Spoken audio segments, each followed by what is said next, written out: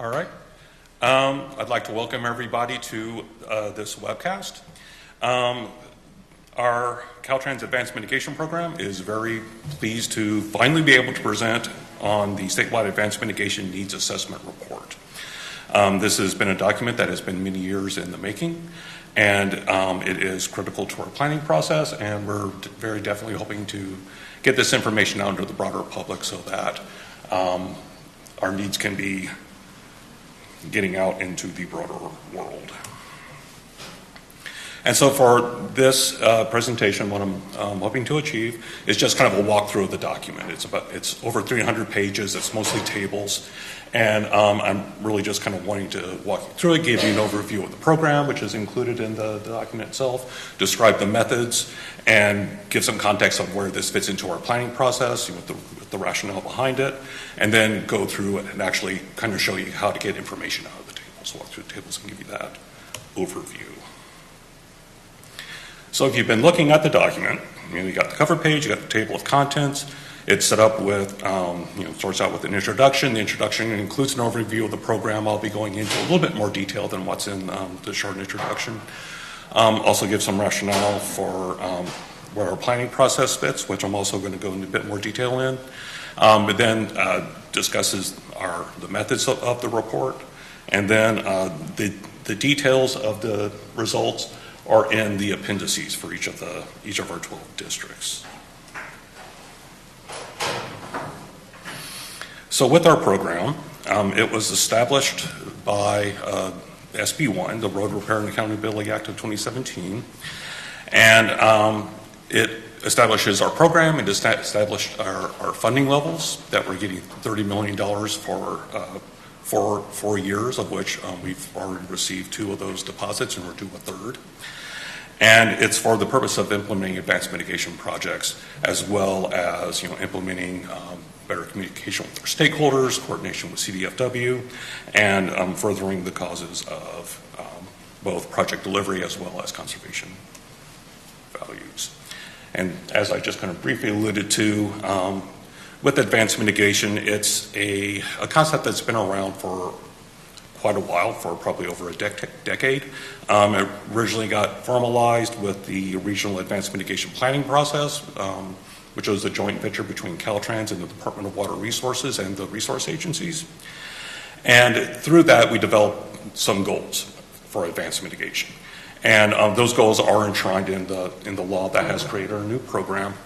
And these goals include, one, improving project delivery by getting the mitigation on time. Also by improving the mitigation's ability to actually address conservation goals and values and further species recovery, as well as just have more sustainable and successful mitigation that works better over time. And another aspect that the SB1 code, the law, added was that the way that our program works, and I have some slides on this coming up, is that after the 4 years that we get our deposits, it's supposed to become self-sustaining.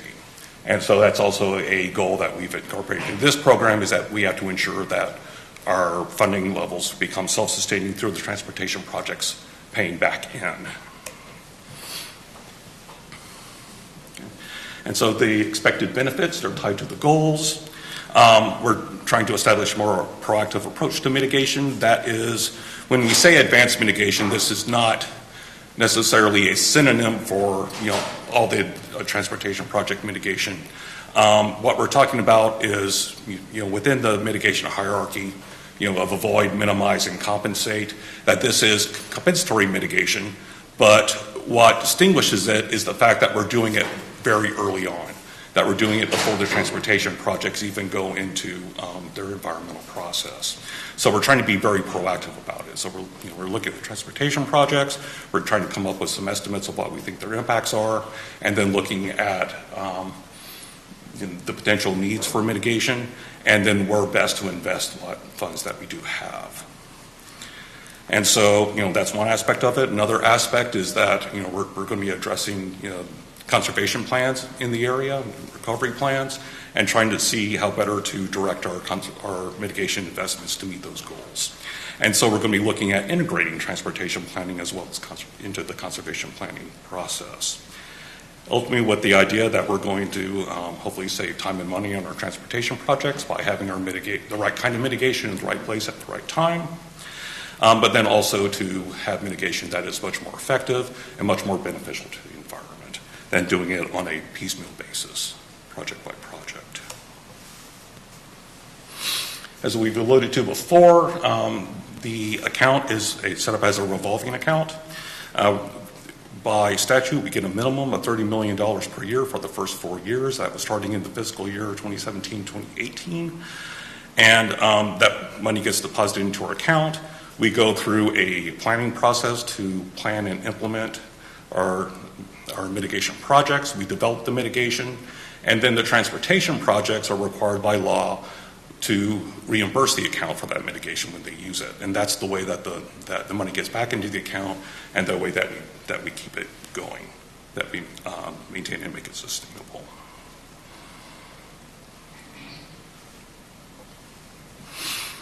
Now, by law, it's established in the Streets and Highways Code that there are really 4 broad categories that we're authorized to spend our funds on what we refer to as different types of mitigation projects.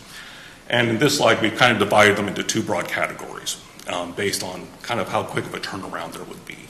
One of them has a very low support cost, and with the quicker anticipated turnaround, and that's where we take our funds, we go to existing opportunities, and we simply purchase those credits that are already available. The second option involves establishing new mitigation, either new banks, new RCSs and mitigation credit agreements, or various forms of permanent responsible mitigation.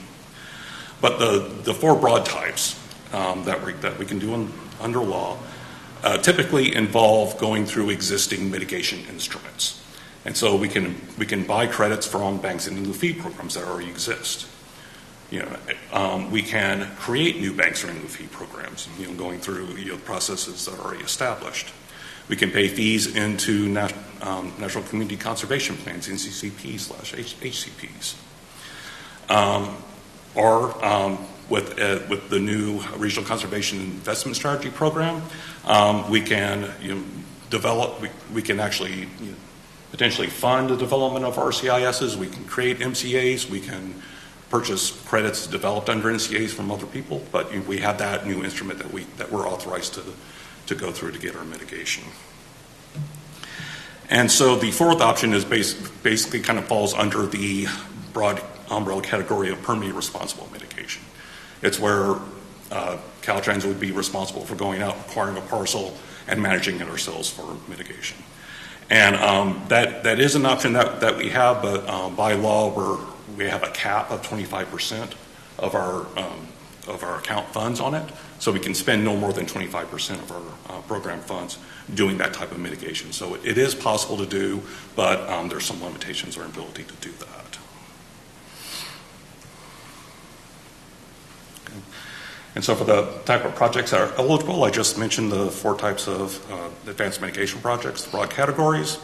For the Caltrans transportation projects, basically these are projects that have to be funded either through the State Highway Operations and Protection Program, the SHOP, or through the State Transportation Improvement Program, the STIP.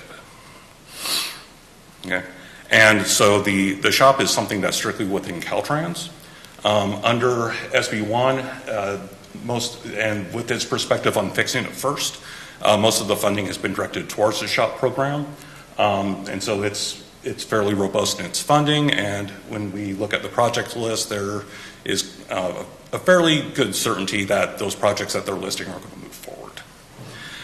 For the STIP projects, for the total statewide STIP funding, 25% goes to Caltrans and the state, and 75% going to regional and local transportation agencies. And so there are provisions within our law to where local transportation agencies can use the mitigation that we create, but these basically would also have to be STIP projects. And another point that I'll elaborate a little bit further on, even though we do have increased funding currently under SB1 for the next 10 years, at least 10 years since it was passed, that program is still, its funding levels are still fairly low relative to the need, and there's a lot more uncertainty in terms of which projects are going to move forward as STEP projects. We typically don't know that they'll become STEP projects until they go in front of the California Transportation Commission and that they get those funds awarded. And so knowing which projects are going to move forward is very uncertain, and then knowing that they'll actually have STEP funding is very uncertain. And so we've had to kind of work around that in our planning process. And so with our planning process, there's 10 steps, and I'm going to skip ahead to the second slide because what most people are interested in is getting to step 10, having the mitigation available. And what I'm wanting to emphasize is that there's kind of a long kind of road to get to that 10th step. And so the crux to getting there is step 5. Under SB1 and Streets and Highways Code, we cannot spend any money out of the account until the Caltrans director makes a decision and determination that the expenditure will result in the acceleration of specific transportation projects. And so steps 1 through 4 pardon me, are about trying to get to that decision. And so step 1, it also is somewhat grounded in the California Constitution that says that any transportation tax dollars can only be spent on transportation projects, including their mitigation. And so that means we can spend it on mitigation, but in this advanced mitigation context, we have to make sure that we maintain that nexus with transportation projects. And that's why we have to look at that list of transportation projects, and we have to have some reasonable certainty that those transportation projects are going to move forward. And so steps 1 through 5, they're kind of grounded in law, starting with our authority to be able to spend our funds, to be able to spend transportation funds in general, and then ending in step 5 to where we actually get the approval to spend the money within the account. And once we get that approval, then we can actually start developing an advanced mitigation project. And so, and at this point, it's fairly well known, I would say, in the project delivery community, the processes that you have to go through to get mitigation is, it's using the standard instruments that are there. But where we're concerned in this report is in these first 5 steps. We're very much in the planning process, and specifically with the report that we're presenting on in this webcast, we're really focused on step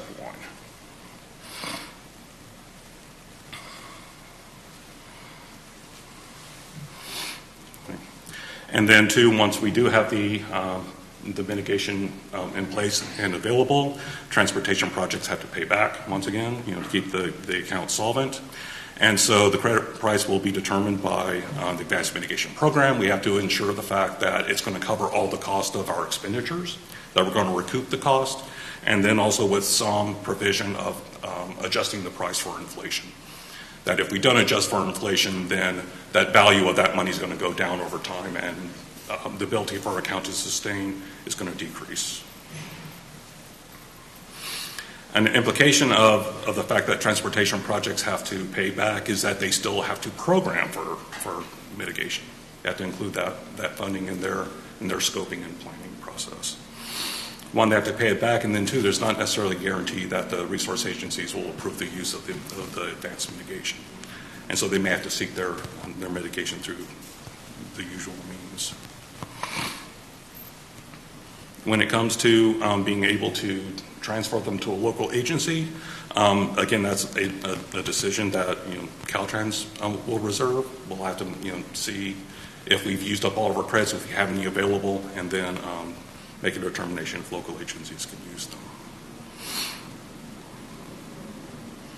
And likewise, our regional and local partners, they also have to reimburse our account for use of the mitigation. And so some of this information I've already alluded to. This is, at this point, I'm trying to kind of give you that context of this report, where the report fits into our planning process. Again, we're kind of focused on step one. Step one, it establishes our authority to spend our funds, and it starts that process of getting to that director's approval, because it will provide a list of transportation projects, and it will establish that there's potentially a need for the mitigation to be done, and therefore whatever advanced mitigation projects we propose, that it would likely have those benefits. And so with steps one through five, we start with this assessment. We look at the transportation projects and we look at the needs throughout the state. The second step then is trying to identify where it would make sense to invest our funds. We're getting $120 million over the first 4 years, statewide throughout our entire system. That's really not a whole lot. We're glad to have it, but it's going to be spread kind of thin. And so we need to have some ways to identify specific areas to where making that investment would make sense. And so the second step, once we have this AMNA, and we're trying to find a clustering of impacts, to see regions where we have high impacts, potentially, or that can serve a lot of different transportation projects, and just kind of identify an area to where it would make sense to invest those funds. And at this point, for this particular report, we did not include the STIP projects in our quantification of the analysis. We looked mainly at the shop, and that gets into that uncertainty that I alluded to before. The STIP projects, these are transportation projects that are typically capacity increasing. Right? They can add a lot of lanes. They're doing interchange work.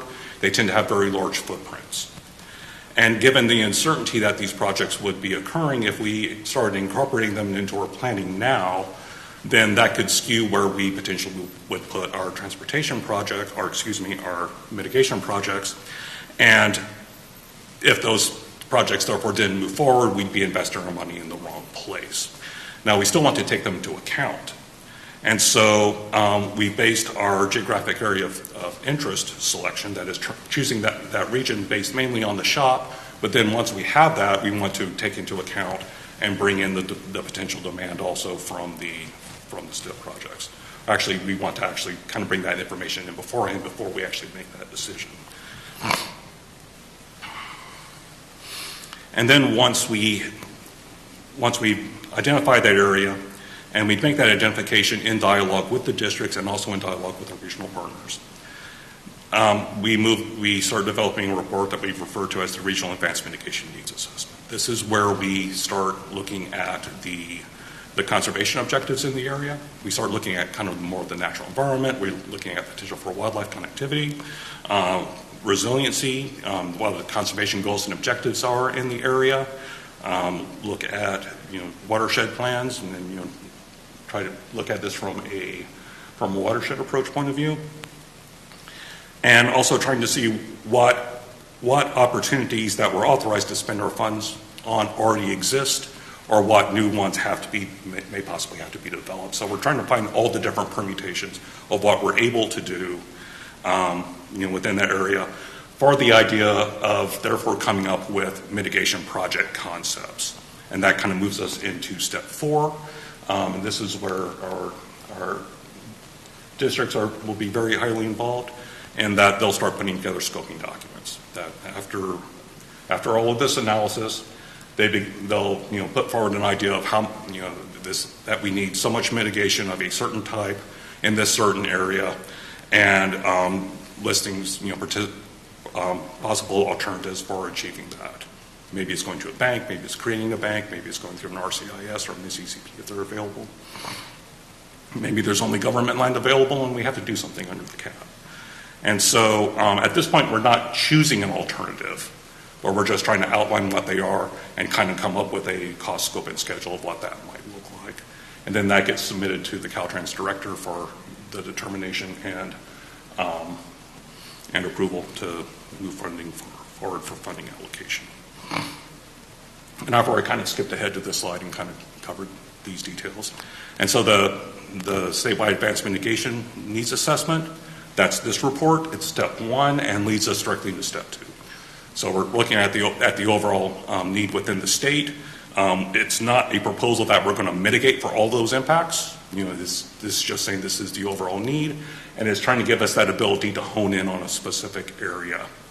And one of the aspects you'll see, and we'll talk about in the methods, is that we look at groupings by ecoregion section or by HUC, depending on whether we're talking about terrestrial species resources or if we're talking about aquatic resources.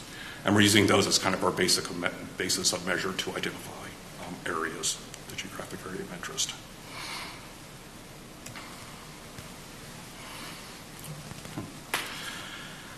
And so then to look at the specific methods for the statewide needs assessment.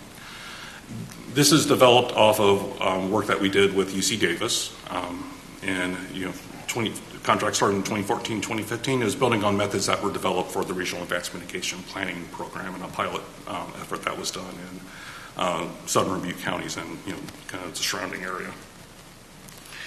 And basically, it's an overlay analysis.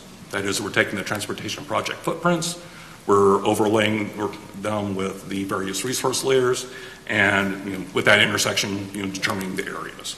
And that really makes it very oversimplified because, one, it's very difficult to actually get to those transportation project footprints. And there's also, we've had to process thousands of data layers to come up with our natural resource layers. And so it is a simple analysis, but it belies a lot of effort that went into getting the input data layers and getting to that point of analysis. And so the transportation projects, the challenges are that we have a spreadsheet. And so we're taking it from the SHOT 10-year book.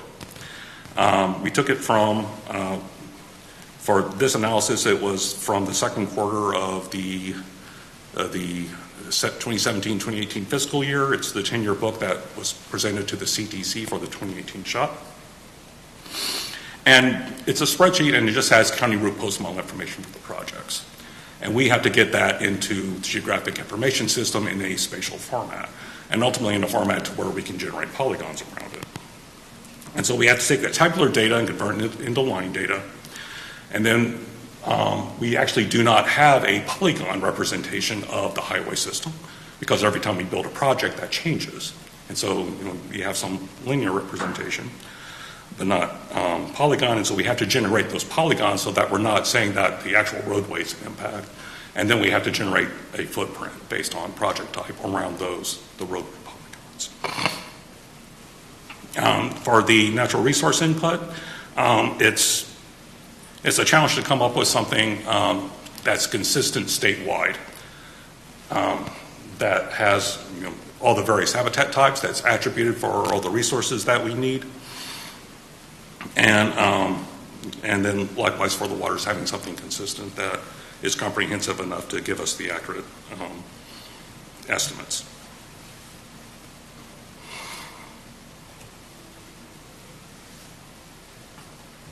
And so as I mentioned previously, looking at what we did for the transportation projects, we went to the SHOT 10-year project book for the second quarter of 2017-2018 fiscal year. These are available online, although from the publicly available web source, only the most current one is posted. And so the one that we pulled this from is not currently available, but if needed, we could provide it. And it's based on, it's basically a snapshot in time from projects that were pulled from the SHOT tool on April 11, 2018. To get this into line files, we used an internal tool we have called the post-mod validation tool, to where it generates a line file from the input of the county route post-model system that we use to represent our projects.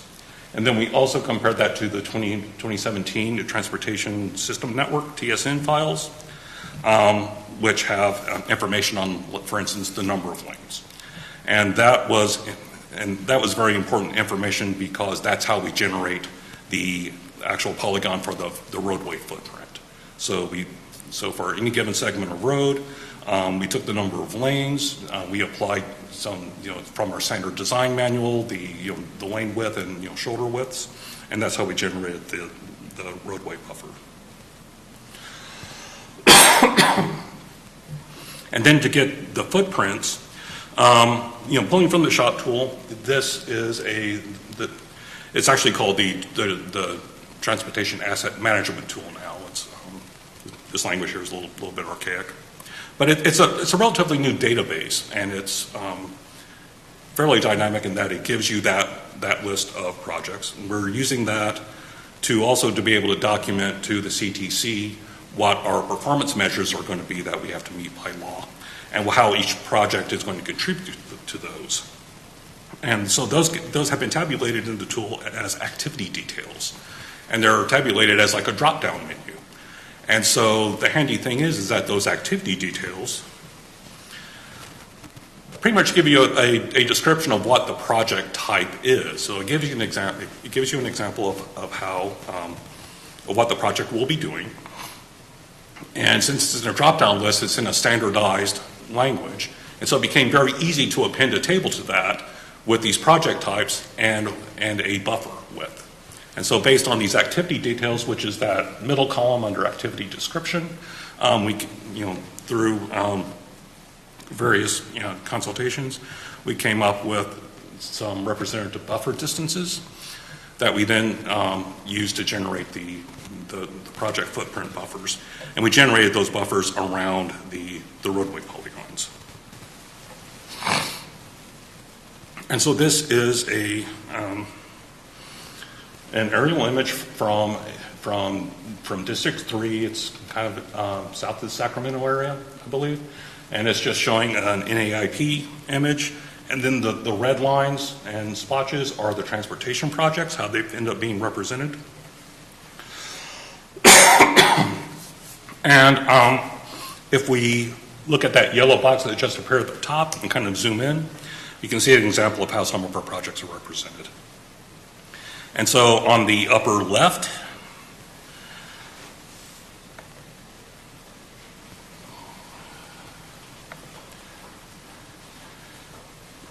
you see two parallel rectangles. And so that gap in between is where the roadway polygon was. And so we're not taking that as an impact, but we generated a buffer, around those. And so within those polygons is where our impacts would occur. Those are something that's done for any of our linear type projects. But we also made an exception for culvert projects. We had to come up with a new system because in our linear referencing system, we'd represent the project by county route post mile. It'd have a beginning post mile and end post mile that'd be about 20 miles apart, but we might have like maybe 5 culverts in between that we're replacing. And so to generate a buffer around that entire 20-mile length would give a severe overestimation of what those impacts potentially were.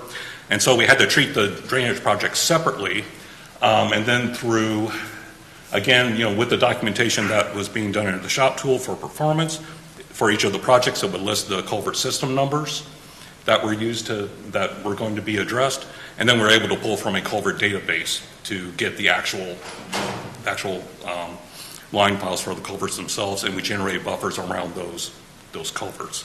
So down here in the lower right, you can see an example to where you have a culvert crossing the road, and there's a gap in between because that's where the road polygon was, and then there's another culvert under a road kind of connecting to it. And so it's a much more limited project footprint.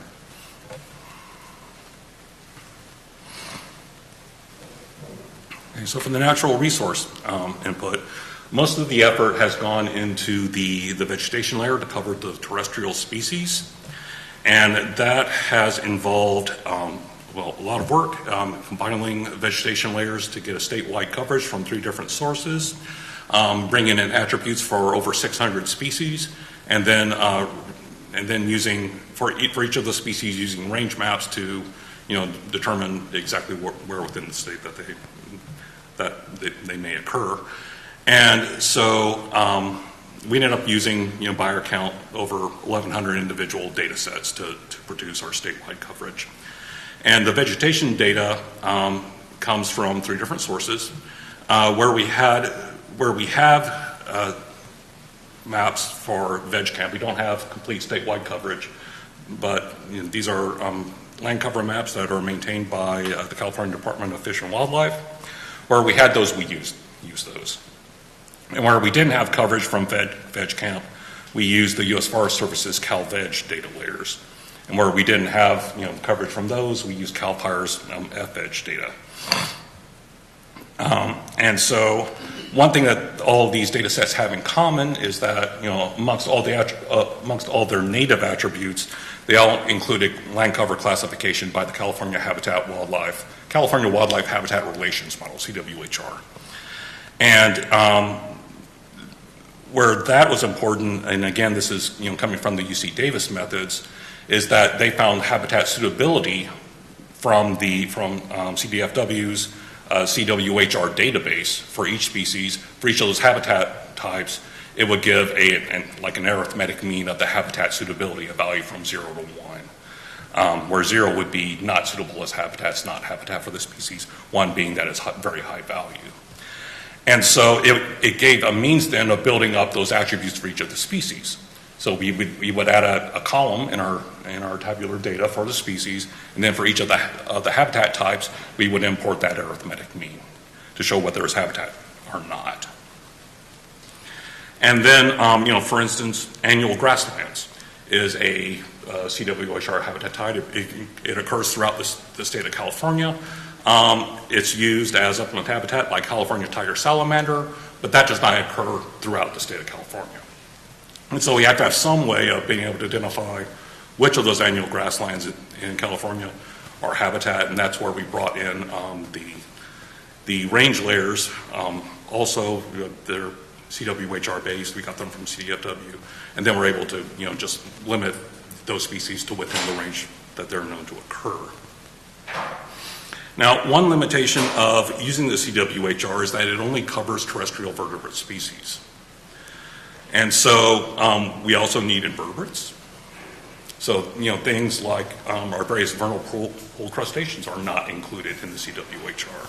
Insects are not included in the CWHR. Snails are not included in the CWHR. Also, aquatic species like fish are not covered in the CWHR, and plants are not covered in the CWHR. These are all things that we need to address as well. And so we had to come up with equivalent methodologies for incorporating these other things.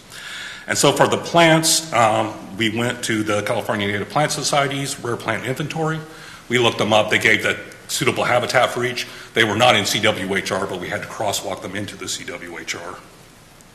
And then for range, we went to the OnLife Jepson database, found what floristic provinces they occurred in, and we had to acquire from the Jepson Herbarium GIS layers showing what those provinces were, and use those as the range restriction. For the invertebrates, we could not find any range maps, not any publicly available range maps for them.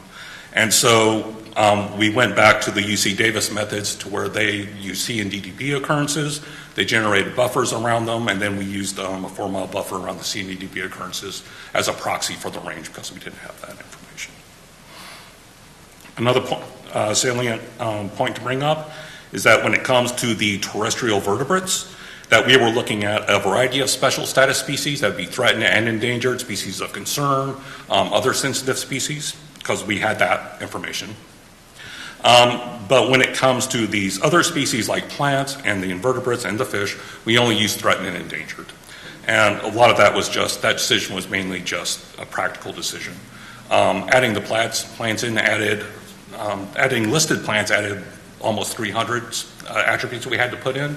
If we had gone to, say, list 1B, 2B, that would have taken it up to something like a really huge number, like over 600 additional species. And so we decided not to go there just because we didn't have the time or the resources. And the more attributes you put in, it just kind of slows the database down. The fish we appended to the waters layer, which we haven't discussed how it came from. Just because when we're using those waters layers, they aren't necessarily identical to what was in the veg camp or CalVeg representations of water, they're more accurate, and we wanted to have consistent impact numbers, for the fish and the waters. And so we appended those attributes to the waters layers. And again, we used mainly threatened and endangered. And for the range, if they were federally listed and they had designated critical habitat, we used those data layers to identify what the range was. Where we didn't have them, we went to the CNDDB. However, fish coverage within the CNDDB is fairly limited. And so what we did is that we selected the HUC 8 watersheds in which the occurrences occurred and then used those HUC 8s as kind of a proxy for range. And if we look at that same region around in District 3 in the Sacramento area, here's the aerial image version of it. And if we look at the vegetation layer, that's kind of the level of detail you get. And so you can see over the left side, there's a lot of variation in granularity. You have some very large polygons on the left, but then if you see off to the right, you can get down to some very small, very detailed polygon representations of the vegetation. And then this slide here is to show you kind of what that looks like statewide, to show you that we do in fact have the statewide coverage as we have claimed.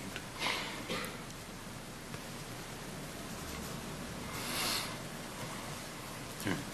Waters and wetlands, these are both also composite data sets that were made from publicly available data. They are not as extensively modified as, or it's not as extensively compiled as what we did for the terrestrial species.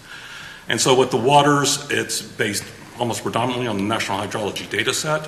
Where it becomes composite is that we needed area representation. And so the NHD, it has area files and it has flow lines, other data as well. But the area representation only has like higher order streams, like stream order 5 and higher. And so, but the line files show the lower stream order. And so we generated, I believe, like a 20-foot buffer around the line files, and then we merged them with the area one so that we had area coverage throughout the state for all the streams. And for wetlands, we used the NWI and also CARI, the California Aquatic. The NWI is the National Wetlands Inventory, maintained by U.S. Fish and Wildlife Service, and the CARI is the California Aquatic Resource Inventory, which is maintained by the San Francisco Estuary Institute, SFEI. And we would have preferred to have just used the CARI database because it incorporates the NWI, it incorporates the NHD, but they're older data sets. Those data sets harken back to 2010, and both NWI and the NHD are updated in 2017. And so the wetlands, we took the more updated NWI, and then where we had additional coverage from the CARI, we incorporated that in as well. And so we're trying to bring in both the new NWI and then where we had the additional data sets in the CARI from additional studies, that we are also capturing those as well. And then again, looking kind of in the same area, look at the waters, and then the wetland data on top of that.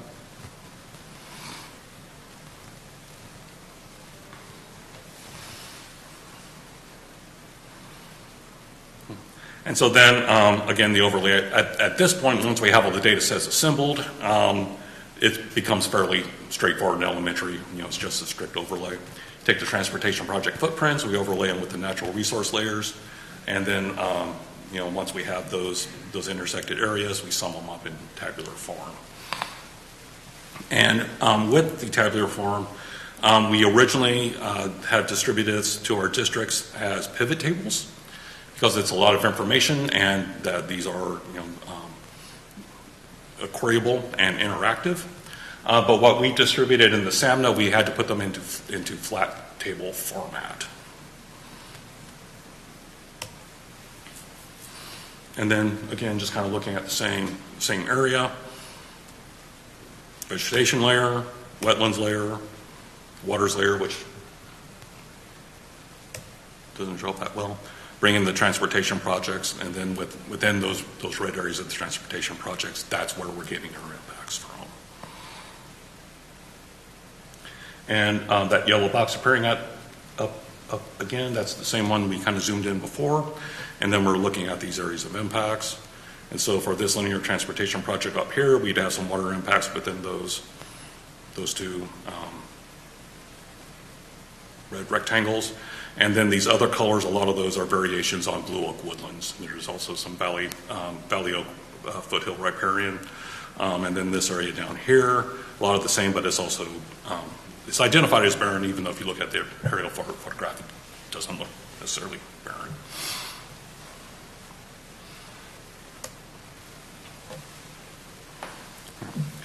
And so with in the pivot table format, the way that we set it up is that, ideally what we're trying to get to is a scoping of a mitigation project.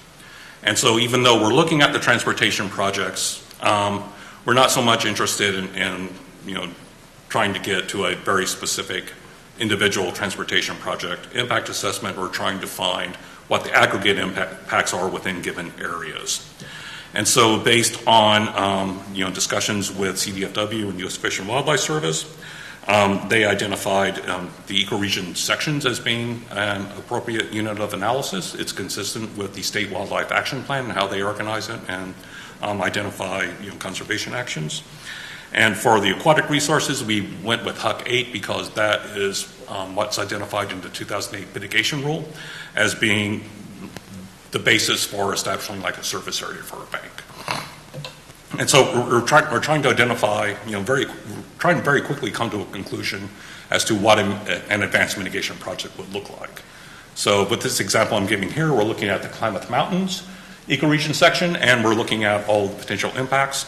And you see at the top, it's filtered for California red-legged frog. And so this is giving you the California red-legged frog impacts within the Klamath Mountains. And so you could very quickly say, maybe, within the Klamath, that we need a project that delivers, for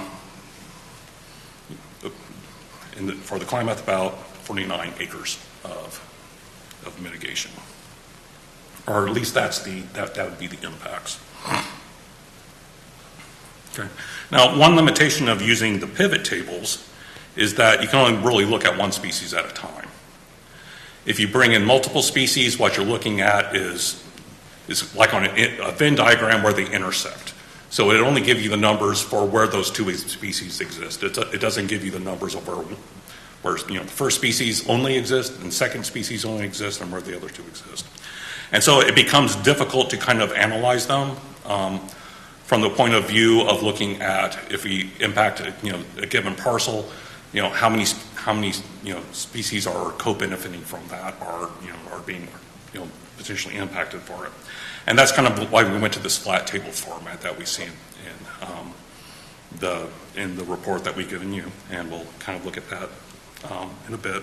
It's organized such that it goes by ecoregion or it goes by HUC, and then within that it gives the total impact to each of the impact each of the habitat types, and then under each of those shows all the different species or resources that are potentially affected. And so we always like to put these caveats in. And so this report is for the purpose of scoping advanced mitigation projects. Okay? We are looking at transportation projects. They are a major impact. We are interested in establishing that nexus with the transportation projects, but we want to be very clear that we are not actually scoping the impacts of the transportation projects in this study.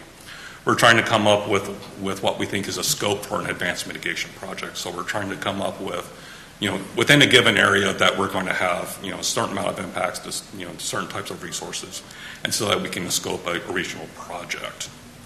And one of the reasons we want to make this distinction is because these transportation projects have not gone into their environmental process yet, or ideally they haven't. And so we're wanting to make clear that, one, all of our transportation projects still have to go through CEQA NEPA. They still have to go through the permitting process. And the most important detail here is that they still have to do their avoidance and minimization before they resort to doing compensatory mitigation. So before those transportation projects can use the advanced mitigation, they still have to go through this environmental process. Likewise, these results cannot be interpreted as being the impacts. You know, it can't be interpreted by the resource agencies as saying, this is a commitment that Caltrans is making that projects X, Y, or Z are going to be mitigated for these types of impacts because we haven't done the studies yet. Those commitments will be made the usual way through the environmental document, through the permits. And then in relation to CEQA and NEPA, we also, if you look at the brown box over there on the right, we are not endorsing any alternatives at this point. At this point, all we have is county route post-model information and a project and a general idea of what it's trying to do. We don't know anything about any other alternatives. We don't know what's being proposed, and we are not trying to make a selection as to what that alternative is. That still happens later for the transportation project, but it's not a function of this study.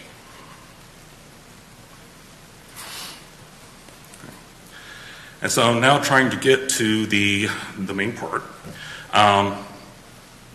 So everything I covered so far covers maybe about the first 20 pages of the report. The remaining 300 or so are all data tables. And so what I would like to do now is kind of show you how to interpret, walk through, and kind of understand what all these appendices are. And so when you get to the appendices, there's 12, and one for each district. So they're first off, they're broken out by district.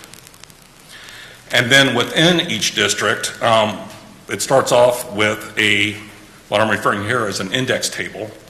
That it's a table that shows the transportation projects, and then it shows which ecoregions they occur in, and the acreage of the footprints they have in each of those ecoregions, as well as which HUC-A's they occur in, and the acreage of the footprint that occurs in each of those HUC-A's. And then the next one then shows a map, and it's a map of the ecoregions. And then it shows a map of the transportation projects. And so you have a list of the projects, says which ecoregions they occur in, but then the tables are organized by ecoregion. And so that happens after this first map, and it talks about terrestrial species. And then after you get through, and that's most of the tables and the bulk of the pages. And then you'll come to another map that shows the watersheds and the HUC-A's, followed by a table for the impacts to streams, to waters. And it also has any special status fish species appended to those as well. And then a table showing the wetlands impacts.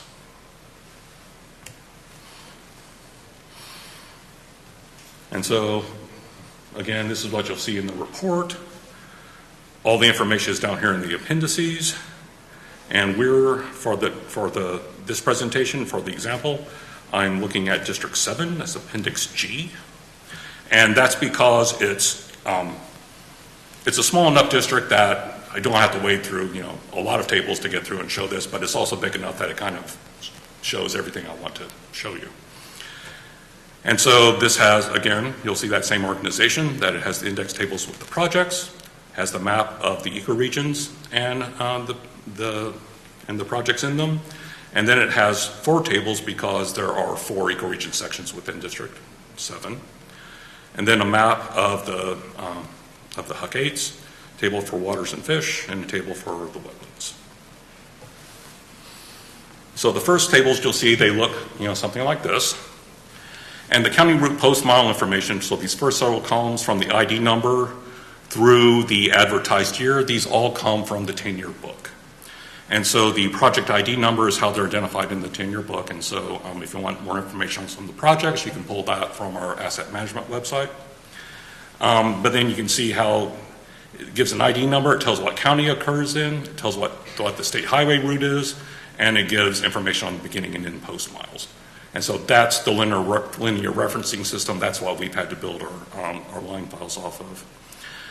This gives the broad activity. It doesn't give the activity detail on this table, but that's how it's presented in the tables in the shop.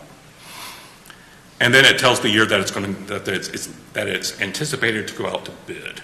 And so the 10-year project book, it includes projects that are, just about to be delivered and that have already started they're about to begin their environmental process, to ones that are still several years down the road and that haven't begun yet.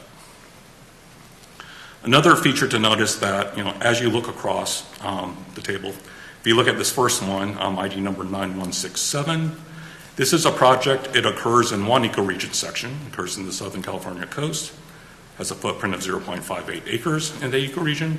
It also occurs in one Huck 8 in the Ventura Basin, and same footprint size. That one's fairly simple. If you look down here in 9251, this one occurs in one ecoregion section, against Southern California coast, but it occurs in two different Hucks. And the important thing to realize is that you should be reading the ecoregion section part columns as being distinct and separate from the Huck 8 columns.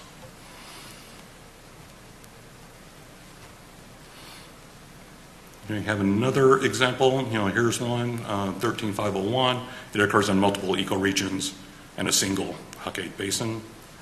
And then there is another one here I had spotted, 9253.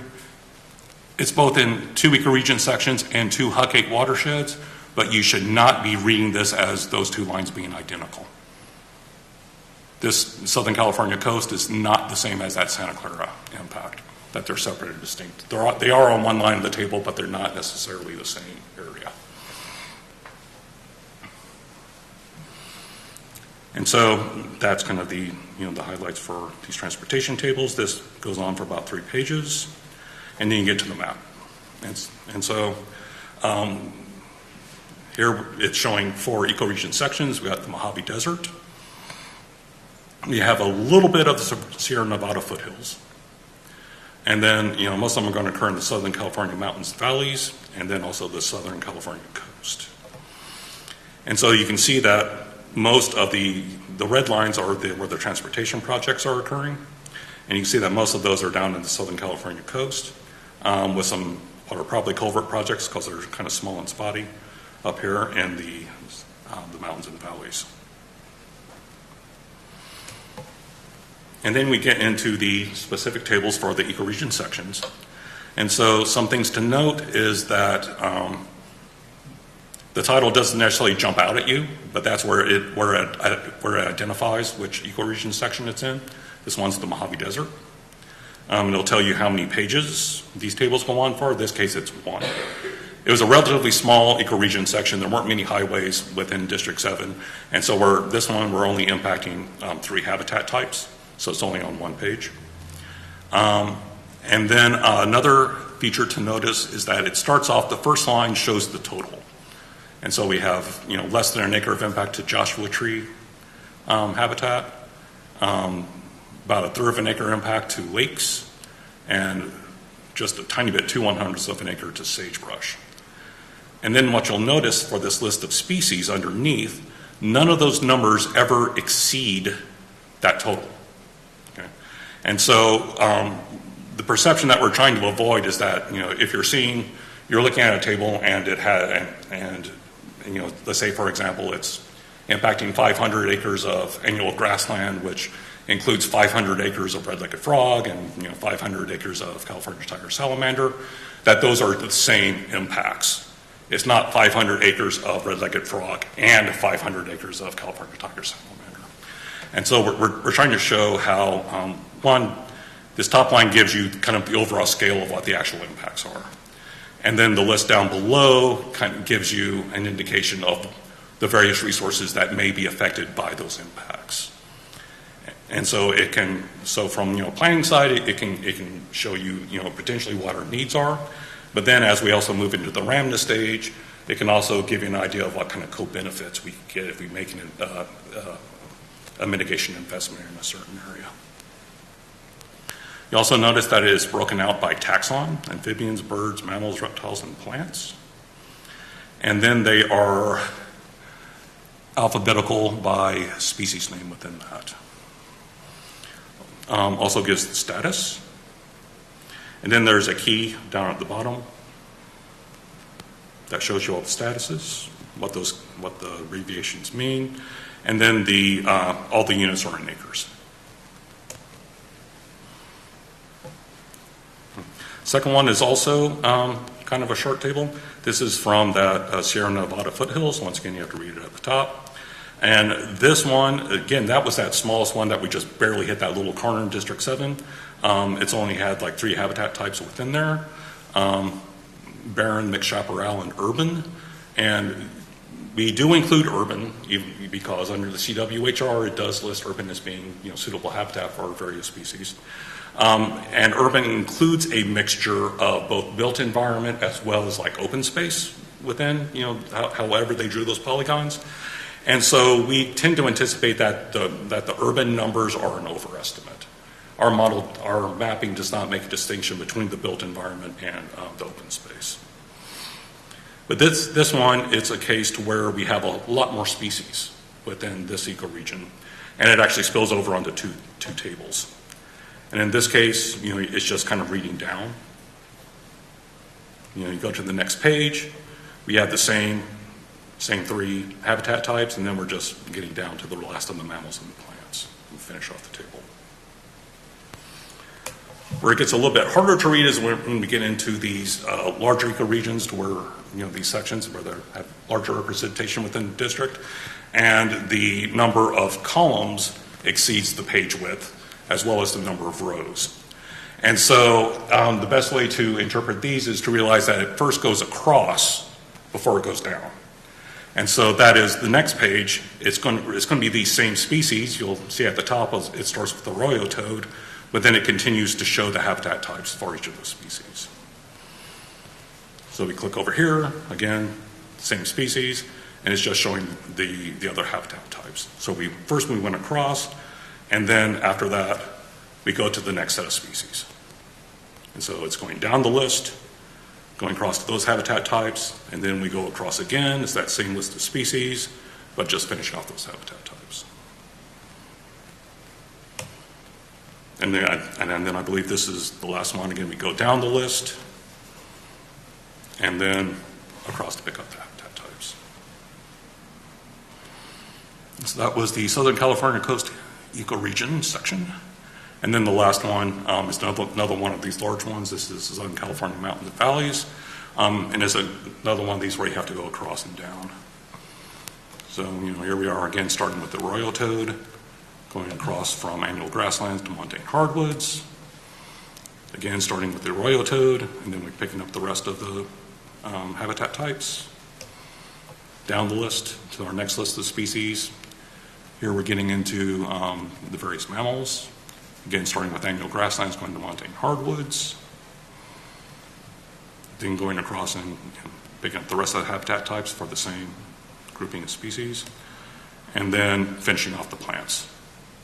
Again, starting with annual grasslands, going to montane hardwoods, and then going across to the rest of the habitat types. And so, again, what I want to emphasize is that these are grouped by ecoregion section, because when we're trying to select our geographic area of interest, we're wanting to focus on maybe one of these, and that with the anticipation that these ecoregion sections would serve as like an equivalent service area for whatever advanced mitigation project we come up with. And so the idea then being that you can very quickly look at one of these regions, look at the total impacts, and have an idea of what an advanced, at least the scope and scale of what an advanced mitigation project may be, and the general region and where it needs to occur. And so the second map is looking at the Huckett watersheds, Antelope Fremont Valleys, Santa Clara, Cayama, Ventura, Callejas, Santa Monica Bay, Los Angeles, tiny bit of the Mojave, which is popping up here in 3 little spaces, Santa Ana, San Gabriel. And these tables are much shorter, typically fit on 1 or 2 pages. And so for the waters and the fish ones, we combine those into one table. And so reading across the columns, it has the different waters types, mainly focusing on stream, rivers, and maybe lakes as well. But we also include canals and ditches because depending, they could potentially be jurisdictional waters, and so they could potentially be impacts. And so without actually doing a jurisdictional determination, we're still providing that information, even though they're not necessarily a natural waterway. And so then over on the right side, you can see you have one row that has the Huc-8 name. And then under the Huc-8 name, if there are any special status fishes, those are listed. And again, within any given watershed, the impact to the special status fish should not exceed the total impacts to the streams, or to the water features within that area.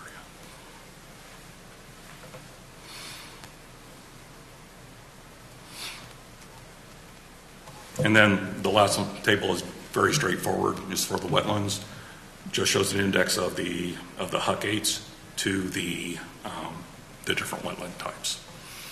And the attributes I should have mentioned earlier, when it comes to both the waters from the National Hydrology Data Set and the wetlands from the NWI, and since the wetlands is a composite of NWI and CARI, the attributes we use to identify the water types are the native classifications that were used in those data sets.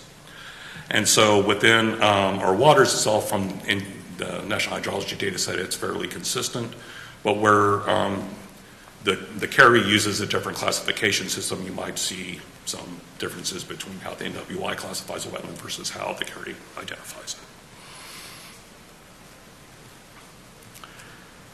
it. And that concludes the bulk of the presentation. This has my contact information if you want some specific information on the methods and how we went about doing this, and it also provides contact information for the program. And having done that, do we have any questions?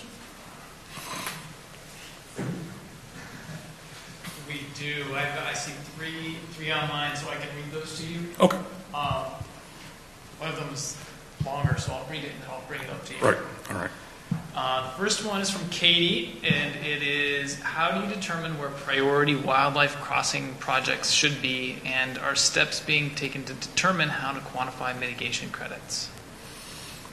Okay, well, that is a very good question, and for this study, that does not get into impacts for connectivity. That's something that we intend to look at when we get to the RAMNA. That we're trying to find, the connectivity areas. Now, in terms of prioritizing, that's kind of been an open-ended question that's, I believe, is up for discussion and negotiation between us and the resource agencies. And I don't know that we have my experts in the room are shaking their head no, that we don't necessarily have a good answer for that. That's very complex given the total number of species, and that, across the different taxons, they'll have different needs. And so coming up with a priority for, that serves the purpose of everything, I think would be very difficult to do. In terms of the crediting methodology, again, that is something we have some research papers going now that we're trying to come up with the methodology for that, but I don't believe we have an answer for it. And so I wish I had something more concrete to tell you, but that's the best I can do. Okay. This one's from Grant. It is, why are species that have no status included in the analysis? Non-status. There may be some of them in the data set, and that's it's a pertinent question. Because if you're looking at the data tables, you probably see some of the common species listed. You probably see garter snake, common garter snake is in there, gopher snake is in there. And those species are included in the CWHR. But we don't have all of those common species.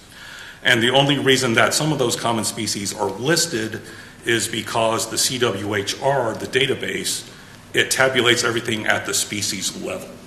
And so when it flags species as special status, it flags it at the species level, even though at the species level, like garter snake or gopher snake, it may be a common species, and it's actually a subspecies that is special status. And so we picked up those common species through that means. Now, to control for that, we approached CDFW And we did get range maps for the special status subspecies. And so where we did have those range maps, we also have the listed subspecies called out separately. And so we do have some common species in the data set, but it's not comprehensive of everything that's in the CWHR database. It's strictly based on which of those common species also have listed subspecies. But I should add, we did not get range maps from CDFW. Doesn't have range maps for all of the listed subspecies. And so there are some listed species that have fallen through the cracks and that we're hoping to pick up in future iterations of this model. Okay, so far this is the last one until other folks send more questions in. This one is from Thomas. I'll read it and then I'll bring it up because it's on the longer end. It says, "Dear reader, AB 2087 gave a definition of the mitigation metric. Quote, the department, CDFW, shall require the use of consistent metrics that incorporate both area and quality of habitat and other natural resource values to measure the net change resulting from the implementation of conservation actions and habitat enhancement actions," unquote. AB 2402 mandates CDFW use an ecosystem management approach, an environmental approach relying on credible science that recognizes the full array of interactions within the ecosystem that need to follow, and it is further the policy of the state to follow an established set of standard protocols. So, what are the mitigation approaches that develop an ecosystem metric that Caltrans is recommending be used that also follow a set of established protocols? We are only aware of one, the Combined Habitat Assessment Protocols, CHAP, that produces a functional-based metrics that and has undergone a National Academy of Sciences review process. This approach can be used within any habitat within the state to assess baseline conditions and alternative scenarios along with a trade-off analysis, which would be very important for the advanced mitigation program. Are there others we should be aware of? Okay. Would you like to see? I've seen these before. With the question, what's being addressed is how we go about implementing mitigation. Is on the implementation side. And so one, that's kind of outside this planning process that occurs in those steps 6 through 10 further on. And in those cases, as we have typically been doing for our transportation mitigation projects, it's all negotiated with the resource agencies. And so that's at the point that CDFW provides us with whatever protocols they use and if our approach is acceptable. And so that's probably about the best I can say at this point. Okay. Thank you, sir. Anything else? Those are all the questions I see so far in our inbox at advancedmitigation@dot.ca. Okay. All right. We can stay online for a few more minutes in case more questions come up, but otherwise, we're glad to, please feel free to keep emailing your questions, and we will respond to them. And so thank you for your time and attention, and we look forward to hearing from you on this project. Thank you.